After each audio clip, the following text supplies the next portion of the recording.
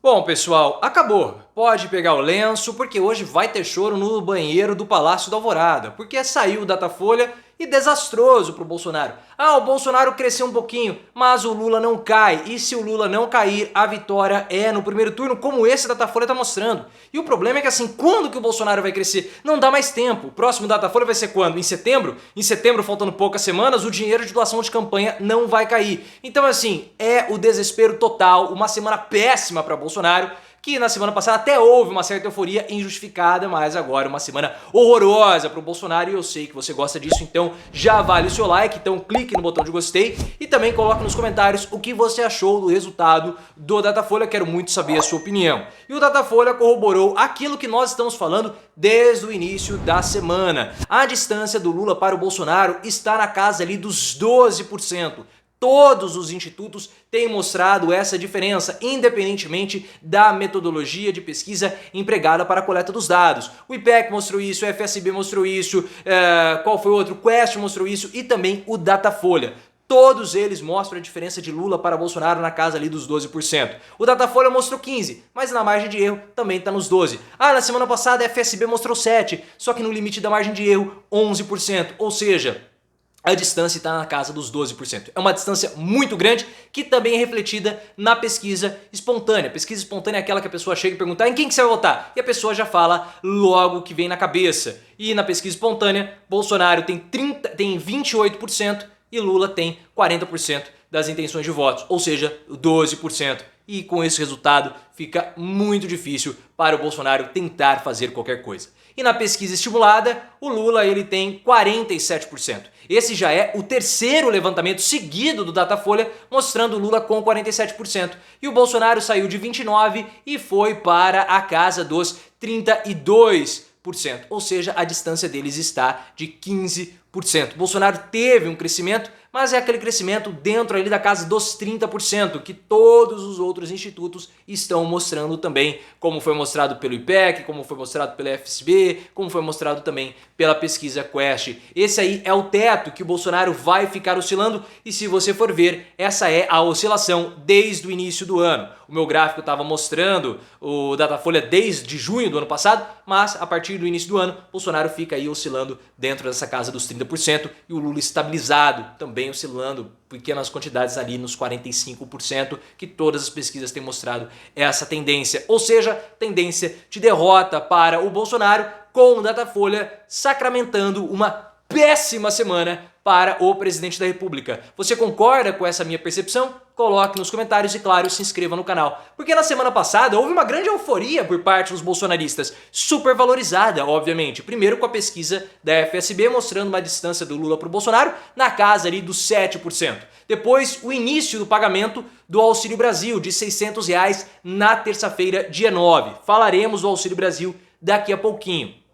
E por fim, a participação do Bolsonaro no Flow Podcast, que rendeu milhões de visualizações, de fato foi um fenômeno. Só que visualização em vídeo do YouTube não rende voto. Por isso que eu falei, essa euforia tá muito grande e agora as 4 pesquisas que nós tivemos essa semana, as 4 são para ligar o sinal vermelho na campanha do Bolsonaro. E o Bolsonaro estava tentando desacreditar as pesquisas, até começou um burburinho da Jovem Pan, um choro de perdedor, a Jovem Pan ao longo dos últimos dias falando, olha só quanto que a Folha de São Paulo perdeu de dinheiro com a pesquisa, com o governo Bolsonaro, olha só, então por isso que eles querem a derrota do Bolsonaro, e eles se deram mal. Por quê? Porque a pesquisa mostrou uma redução da distância do Lula para o Bolsonaro. Então nem a narrativa bolsonarista serviu. E eles também estão dizendo que o Datafolha ele não é respondido pelos bolsonaristas. Por isso que a distância ela é tão grande. Outra mentira, porque como nós estamos mostrando, os resultados do Datafolha são corroborados pela pesquisa, pelas outras pesquisas e tudo fica ali na casa dos 12%. Então, narrativa tá atrás de narrativas, bobagens atrás de bobagens, então não funciona absolutamente nada o que o Bolsonaro está colocando na jogada. Muito menos, talvez, o Auxílio Brasil. Nós temos que falar sobre esse pacote de bondades, porque a pesquisa Quest, como nós falamos anteriormente, vou deixar o link aqui no card, mostrou que o Bolsonaro não cresceu. Ele não teve ganhos reais de crescimento desde o início do ano. O único salto que o Bolsonaro teve foi, na verdade, ali com a desistência do Sérgio Moro. Então o Bolsonaro pulou para casa dos 30% com a desistência do Moro. Isso nos mostra que aquela redução do ICMS, que barateou o preço dos combustíveis, pode não ter surtido o efeito esperado pelo governo. A pesquisa do Datafolha mostra que houve sim algum impacto. Mas se você for ver a margem de erro de 2 pontos para mais ou para menos, o impacto foi pequeno. Mas muito pequeno, talvez de 1%. 1%. E essa foi a primeira onda de crescimento que o Bolsonaro poderia ter.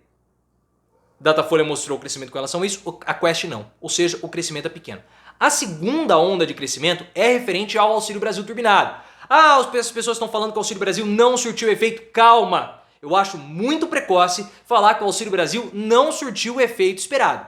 Eu acredito de verdade que o Auxílio Brasil, as pessoas, como as pesquisas estão mostrando, as pessoas, elas acham que o Bolsonaro está usando isso com caráter eleitoreiro para ganhar votos, óbvio. Agora, eu acredito que possa ter algum tipo de crescimento, tá? Mas a grande questão é a seguinte: quanto que vai ser esse crescimento? E outra, esse crescimento vai acontecer em cima do Lula? Aí que está o grande X da questão e o grande ponto de desespero do Bolsonaro no dia de hoje, que ele deve estar nesse momento chorando no banheiro do Palácio da Alvorada. Porque o Bolsonaro, ele precisa crescer em cima do Lula, porque se ele não crescer em cima do Lula, o Lula vai vencer no primeiro turno. Porque o Datafolha mostra isso.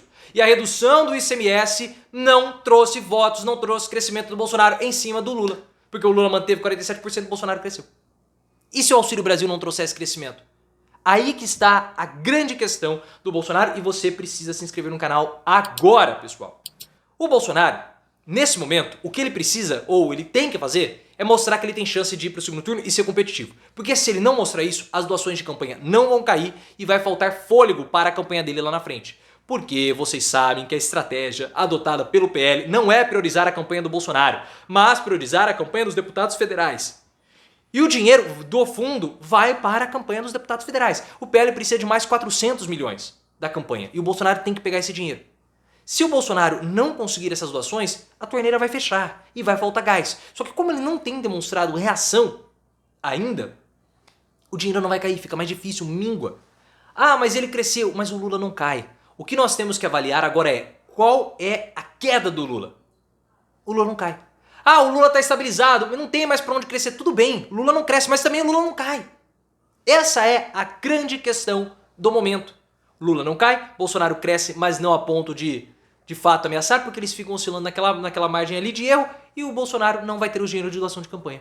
E piora toda a situação do Bolsonaro, porque nessa semana ele virou motivo de piada em Brasília, com a celebração de posse do Alexandre de Moraes. O Bolsonaro virou muita piada em Brasília e, além disso, há um clima de melancolia, há um clima de derrota e de euforia em Brasília com a campanha do Lula.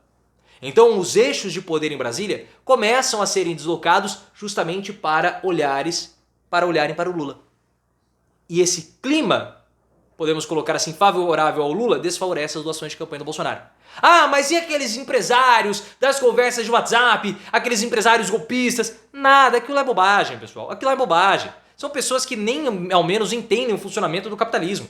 O mais preocupante ali era o esquema que eles estavam tentando fazer para comprar voto, influenciando assim os seus funcionários a votarem no candidato deles, no caso do Bolsonaro, mostrando a total desconexão da realidade deles.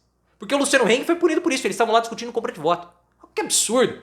Ah, mas eles são poderosos, não são. E outra, eles estão falando uma bobagem, golpe. Como se, não, vamos dar aqui um golpe, porque se houver um golpe, os investimentos estrangeiros acabam vindo para o Brasil. Bobagem, não tem nada a ver. Se houver um golpe de Estado, aí sim que não vai vir investimento estrangeiro nenhum. Porque com o golpe, o investidor estrangeiro pode vir colocar dinheiro aqui, mas ele não tem previsibilidade nenhuma. Porque amanhã ou depois, o ditador, né, no caso do Bolsonaro, o déspota, pode ir lá e tomar o investimento que ele fez. Então não há previsibilidade. O capitalismo gosta de funcionar na base da previsibilidade, como foi o recado da Febraban para o Bolsonaro. O presidente da Febraban falou, nós queremos estabilidade institucional. E é por isso que o Lula na Fiesp falou para o Bolsonaro, falou para os empresários da Fiesp, eu vou fazer um governo estável, um governo previsível. E foi aplaudido, foi adorado, e o Bolsonaro deu chilique por conta da participação do Lula na Fiesp. O link está aqui no card. Porque o capitalismo quer estabilidade e golpe de Estado provoca instabilidade. Ah, mas eles são capitalistas, então eles devem entender porque eles são muito ricos. Não, não. Não é porque a pessoa participa do capitalismo com um certo destaque que ela entende como funciona. Por exemplo, não é porque o Messi ele é um grande jogador de futebol, assim como o Neymar e o Cristiano Ronaldo, que eles sabem como funciona o clube de futebol, que eles sabem como que é a máquina futebolística de um clube, da empresa que gera o clube. Não sabe.